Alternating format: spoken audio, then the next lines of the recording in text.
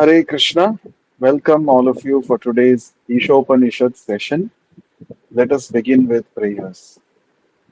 Nama Om Vishnu Padaya Krishna Preshthaya Bhutale Srimate Bhakti Vedanta Swamin Niti Namine Namaste Saraswate Deve Gauravani Pracharine Nirvishesha Shunyavadi Paschatya Deshatarine जय श्री कृष्ण चैतन्य प्रभु नित्यानंद श्री अद्वैत गदाधर श्रीवासादि गौर भक्त वृंद हरे Krishna Krishna Krishna Hare Hare Hare Ram Ram Ram Hare Hare. Reading from the book Sri Ishopanishad, the knowledge that brings one nearer to the Supreme Personality of Godhead, Krishna, by His Divine Grace, Vishwaguru Abhay Charanaravinda Bhakti Vedanta Swami Srila Prabhupada. Mantra 10. Anyadevahurvidyaya anyadahur avidyaya iti shushrumadhiranam yenastadvichachakshire. Word to word meaning. Anyat, different. Eva, certainly. Ahuhu, said. Vidyaya, by culture of knowledge. Anyat, different. Ahuhu, said. Avidyaya, by culture of nescience. Iti, thus. Shushruma, I heard. Dhiranam, from the sober. Ye, who? Naha, to us. Tat, that. Vichachakshire, explained. Translation and purport by Vishwaguru Srila Prabhupada. Translation. The wise have explained that one result is derived from the culture of knowledge and that a different result is obtained from the culture of nescience. Purport by Srila Prabhupada. As advised in chapter 13 of the Bhagavad Gita, verses 8 to 12, one should culture knowledge in the following way. 1. One should become a perfect gentleman and try and learn to give proper respect to others. 2. One should not pose himself as a religionist simply for name and fame. 3. One should not become a source of anxiety to others by the actions of his body, by the thoughts of his mind, or by his words. 4. One should learn forbearance even in the face of provocation from others. 5. One should learn to avoid duplicity in his dealings with others. 6. One should search out a bona fide spiritual master who can lead him gradually to the stage of spiritual realization, and one must submit himself to such a spiritual master, render him service, and ask relevant questions. 7. In order to approach the platform of self realization, one must follow the regulative principles enjoined in the revealed scriptures. 8. One must be fixed in the tenets of the revealed scriptures. 9. One should completely refrain from practices which are detrimental to the interest of self realization. 10. One should not accept more than he requires for the maintenance of the body. 11. One should not falsely identify himself with the gross material body, nor should one consider those who are related to his body to be his own. 12. One should always remember that as long as he has a material body, he must face the miseries of repeated birth, old age, disease, and death. There is no use in making plans to get rid of these miseries of the material body. The best course is to find out the means by which one may regain his spiritual identity. 13. One should not be attached to more than the necessities of life required for spiritual advancement. 14. One should not be more attached to wife, children, and home than the revealed scriptures ordain. 15. One should not be happy or distressed over desirables and undesirables, knowing that such feelings are just created by the mind. 16. One should become an unalloyed devotee of the personality of Godhead Sri Krishna and serve him with rapt attention. 17. One should develop a liking for residence in a secluded place with a calm and quiet atmosphere favorable for spiritual culture, and one should avoid congested places where non devotees congregate. 18. One should become a scientist or philosopher and conduct research into spiritual knowledge, recognizing that spiritual knowledge is permanent, whereas material knowledge ends with the death of the body. These 18 items combine to form a gradual process by which real knowledge can be developed. Except for these, all other methods are considered to be in the category of nescience.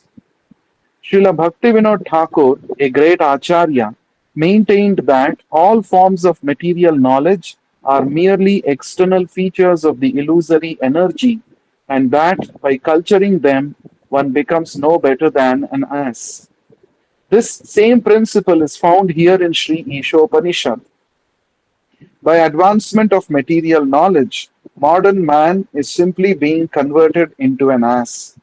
Some materialistic politicians in spiritual guise decry the present system of civilization as satanic, but unfortunately, they do not care about the culture of real knowledge as it is described in the Bhagavad Gita. Thus, they cannot change the satanic situation. In the modern society, even a boy thinks himself self sufficient and pays no respect to elderly men. Due to the wrong type of education being imparted in our universities, boys all over the world are giving their elders headaches. Thus, Sri Ishopanishad very strongly warns that the culture of nescience is different from that of knowledge. The universities are, so to speak, centers of nescience only. Consequently, scientists are busy discovering lethal weapons to wipe out the existence of other countries. University students today are not given instructions in the regulative principles of brahmacharya or celibate student life, nor do they have any faith in any scriptural injunctions. Religious principles are taught for the sake of name and fame only, and not for the sake of practical action. Thus, there is animosity not only in social and political fields, but in the field of religion as well. We will discuss this part of the purport. The remaining part we will read tomorrow and discuss. So now we are in the 10th mantra of Sri Ishopanishad. Yesterday we saw the ninth mantra, which said that those who engage in the culture of nescient activities enter into the darkest region of ignorance. And worse still is the position of those who are engaged in the culture of so called knowledge. So we saw the difference between vidya and avidya, knowledge and nescience. So, continuing the same theme in this mantra, Ishopanishad is saying that Anyada evahur vidyaya, Anyadahur avidyaya, iti shushruma dhiranam yenastad vichachakshate, vichachakshire. The meaning of this verse is the dhiras, dhira means those who are sober, those who are spiritually advanced. They, what do they say? They have explained, vichachakshire means they have explained that anyad evahur vidyaya. One kind of a result is derived by cultivating vidya or culturing knowledge, whereas anyad ahur avidyaya. Another kind of result is obtained by the culture of nescience. Nescience means so called knowledge, or in other words, no, it is ignorance which is disguised as knowledge. That means one kind of result is obtained when we cultivate real spiritual knowledge, and we have seen in the yesterday's session the way to cultivate real spiritual knowledge is to actually approach a bona fide spiritual master, render service to him, humbly inquire in a submissive spirit, ask questions, and gain the transcendental knowledge. This is the direction of the Mundaka Upanishad and also the Gita Upanishad, the Bhagavad Gita. Now, the same thing is also echoed here in the Isha Upanishad. So, all the Upanishads are telling the same thing. Human life is actually meant for gaining spiritual knowledge. We may have taken birth in ignorance, but we should not die in ignorance. That will be the greatest fault on our part if we do so. Because human life affords us an opportunity where we have developed consciousness. And using this developed consciousness and higher intelligence, we should seek knowledge beyond our body, beyond the pleasures of our material body. That is actually the proper use of human life, the proper utilization of this human form of life. That is why in the Vedanta Sutra, Vedanta means the ultimate conclusion of all the Vedic knowledge. In the Vedanta Sutra, it is said, Athato Brahma Jignasa. Now that you have got a human form of life, inquire about spiritual subject matter. That is the foremost duty of every human being. So, when we inquire about spiritual knowledge, and when we are fortunate enough to be guided by a bona fide spiritual master, we get what is known as real Vidya. Now, what is this Vidya? What does it comprise of? What is this spiritual knowledge? In the 13th chapter of the Bhagavad Gita, in the very beginning, Lord Krishna gives a list of 18 items which comprise of knowledge. Now, knowledge may be an abstract thing, they may think. Knowledge is abstract. How do we see knowledge? We can see knowledge in the behavior of a person who possesses knowledge. How does a person who possesses real knowledge, how does he behave in this world? What is his approach towards others? What is his approach towards his own body? So these are all the subject matters that Lord Krishna lists in the 13th chapter of the Bhagavad Gita. And he says these 18 items is actually knowledge, and anything apart from this is ajnana or ignorance. What are those 18 items? Srila Prabhupada has listed here in the purport. Let us see one by one. First of all, one must become a perfect gentleman and learn to give proper respect to others. So, one should give respect to every living entity. This is the first symptom of a person who is in real knowledge. It is said, Vidya dadati vinayam. A person who has vidya, real knowledge, he has this quality called vinayam, humility. Humility means not to expect respect from others, but being ready to give respect to everyone. So, the foremost symptom of a person in knowledge is he is respectful to others. Now, the scriptures say that what to speak of human beings? A perfect, spiritually awakened gentleman gives respect even to animals, even to an insignificant ant. What does that mean? So, when you see an ant, does it mean you should fold your hands and say namaste? Is that the meaning? No, that's not the meaning. We have to learn to give due respect to every living entity. Due respect means respect according to their position. The respect that we can offer to an ant is While walking, just ensure that you don't walk over the ant and trample it and kill it. That is the minimal respect. In other words, every jiva in this world is a part and parcel of Krishna. Every jiva is a son of Krishna. Just like we have the right to survive, we have the right to live, we must recognize other jivas' right to live also. This is called respect. So, a person who has awakened spiritual knowledge, he will not unnecessarily kill animals just to satisfy his tongue and belly. So, this is respect. Because every jiva is going through the evolutionary cycle to progress towards the higher consciousness. And when I kill an animal, I am interrupting its journey in the evolutionary cycle. And this is disrespect for that jiva. It is also disrespect for the Lord who has put the living entities into different bodies. So, when one becomes accustomed to eating the flesh of other animals, one loses the opportunity for spiritual cultivation of knowledge.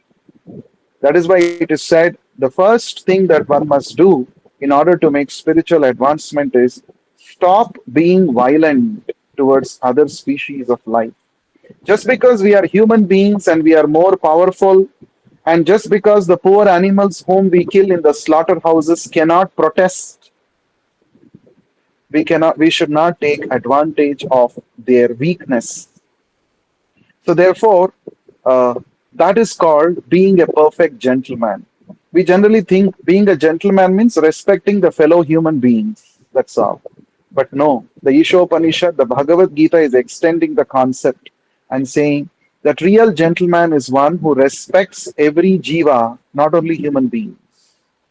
So, the first symptom of a person who is in real knowledge is that he is respectful towards others. He offers proper respect to every living entity. Now, the second symptom here, we are discussing the 18 items of knowledge that Krishna reveals in the Bhagavad Gita, 13th chapter. So, the second symptom, the second item of knowledge is one should not pose himself as a religionist simply for name and fame. So there are a lot of people who claim that they are great God men. They even say that I have never read Bhagavad Gita in my entire life, but I am a great guru who can guide everybody, and they have big number of followers.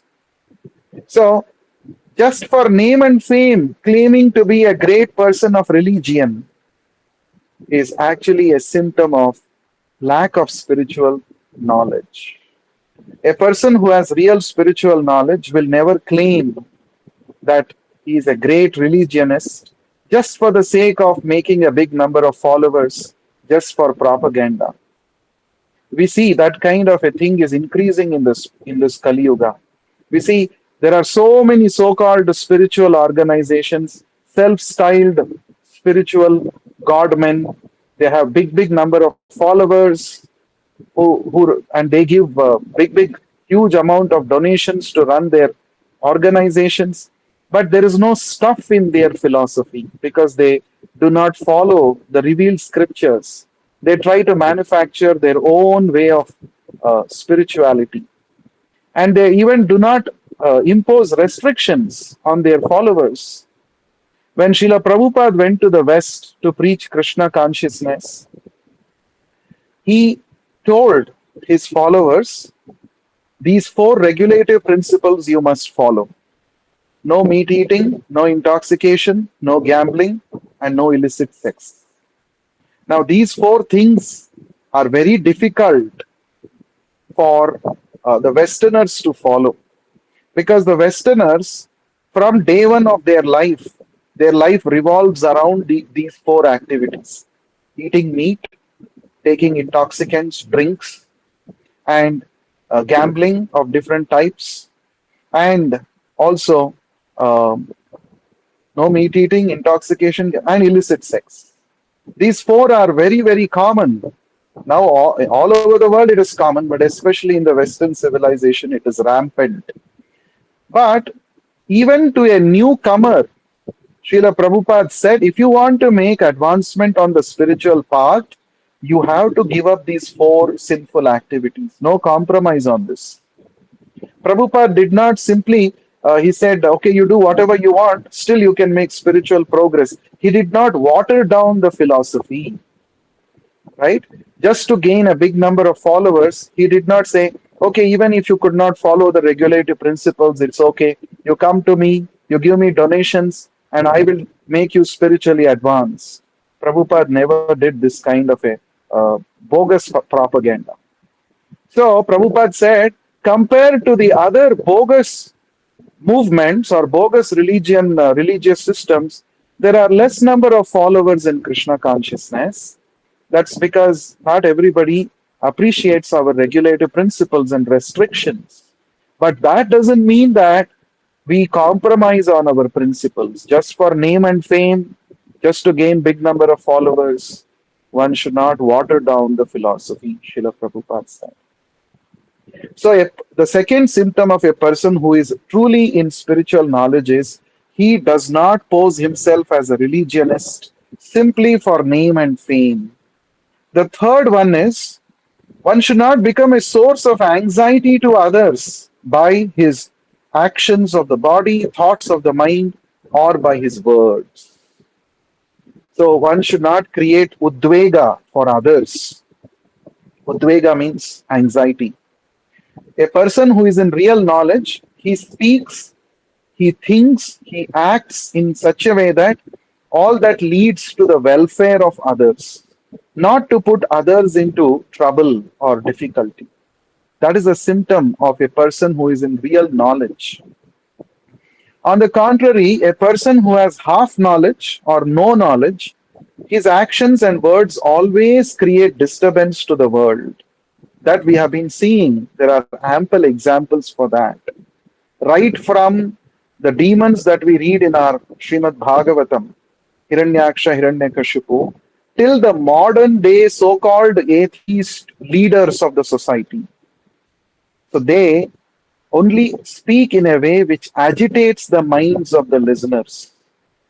And such people, even though they don't have real stuff, they simply go on making big propaganda just to get big number of followers. And they don't know what is the real purpose of life. And they are posing themselves to be leaders and administrators and lawmakers. How will they guide their dependents and followers? So such kind of a bogus propaganda is going on in the modern days of Kali Yuga. So, but a person who is in real knowledge, he always thinks, speaks, and acts in a way which is beneficial for others. A classic example for this is Narad Muni. We talk about Narad Muni, we hear about him in the revealed scriptures. Of course, the way Narad Muni is portrayed in the modern cinemas and TV serials, it is not the right, authentic way. Often Narad Muni is portrayed as a person who takes pleasure in putting others into difficulties or creating quarrels among individuals and taking fun of it and enjoying the fun when the quarrel is happening between two people. This is not the actual position or character of Narad Muni. Narad Muni Bajai Veena Radhika Ramana Name. Bhaktivinoda Thakur writes in a song, Narad Muni is a saintly person. He's a pure personality. He always chants the holy names of the Lord. And chanting the holy names, he travels everywhere in the entire universe. And he enlightens people by his spiritual wisdom. And he is such an expert that he is not only welcomed by the devotees, even the assemblies of demons welcome him because Narad Muni expertly speaks even to the demoniac people and gradually guides them towards what is really beneficial for them. Of course, the demons might not take his instructions, but he does not give up his nature of doing welfare for all the living entities, including the demoniac people. This is the symptom of a person who is in real knowledge. He does not consider anybody to be his enemies. He does not create difficulties for anybody. Instead, he's always thinking about loka hita, the benefit of the whole world, right? So, this is the third symptom of a person who is in real knowledge. Now, the fourth symptom here, it is said, one should learn forbearance even in the face of provocation from others. Even when we are provoked by others, if we are tolerant, if we don't get agitated, then that means we have spiritual knowledge. We are acting on the platform of spiritual knowledge. Example for this is Prahalada. Prahalada, he was a 5-year-old boy. He was put into so many difficulties by his own father, Hiranyakashipu, because he happened to be a devotee of the Supreme Lord, whom his father Hiranyakashipu considered to be his enemy. But even though Prahalada was threatened in so many different ways, he was not at all agitated. He was very, very tolerant. So, tolerance can happen. We can become tolerant to others' comments, others' criticism, only when we genuinely develop spiritual knowledge and realization. So, another example, it is said in Maharashtra, there was a great devotee saint called Santa Tukaram. He was sitting on the river bank once and he was chanting the holy names of Lord Hari. And at that time, just to provoke him, somebody came, filled his mouth with water, and he spat at the face of Tukaram. So when he was spat, you know, he was expecting that this Tukaram will become very angry and he will give up his chanting and his mind will get disturbed and agitated if I spit on him. With this intention, he went. But what did Tukaram do? He just smiled, continued to chant, went to the river, took a holy bath, took a dip, and came back to his position. He sat there and continued chanting. Now, this man, he was surprised with this behavior. Now, again, he went and did the same thing. He again filled his mouth with water and spat that water on Tukaram's face, on his body. Again, Tukaram gave the same response. He just smiled, went, took bath, and came back. Like this, it is said for many, many times he did. According to one version, 100 times he did like this. And every time Tukaram did the same thing. He smiled, went to the river, took a dip, came back, continued to chant the holy names of the Lord. Now finally, this man who had come to agitate Santa Tukaram, he became tired and he asked, "Oh, Tukaram, I have offended you so many times by spitting at you, but I see that you are not at all disturbed. You're not getting angry at me. How is this possible?" So for that, Santa Tukaram smiled and said, "Why should I be angry at you, O young man? I should thank you instead, because you have given me 100 opportunities to take holy bath in this sacred river. Generally, every day only once I would take a dip in this river, but today, because of your mercy, I have taken dip in this river 100 times. Thank you so much." Like this, he thanked that person. So this was an unexpected response for that young man. He was so much touched by these words of Santa Tukaram. He fell at his feet, begged forgiveness, and asked him to accept him as his disciple. Now, this is an incident. Now, in our lives also, there are incidents where people comment upon us, they criticize us, and immediately we become very much agitated.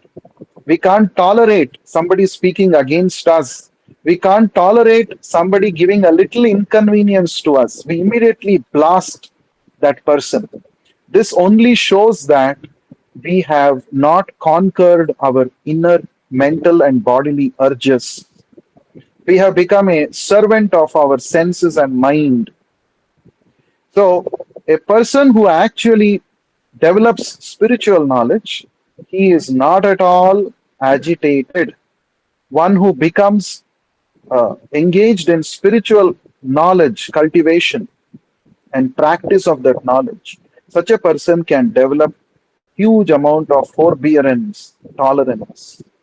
This is what Krishna also says in the second chapter of the Bhagavad Gita. Very interesting verse. Krishna says, Matra sparshastu kaunteya shitoshna sukha dukkhadaha agama apayino anityaha tam stitikshasva bharata.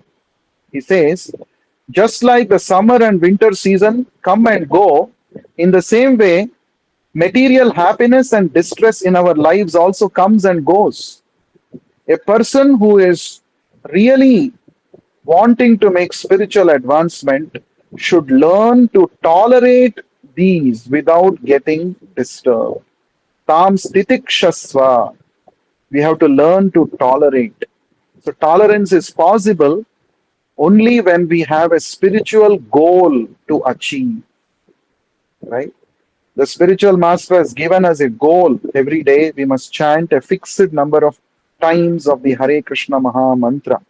When we are focused on that goal, on executing that instruction, and the chanting of the holy name purifies our consciousness, automatically we develop these good qualities like tolerance, forbearance, all these things.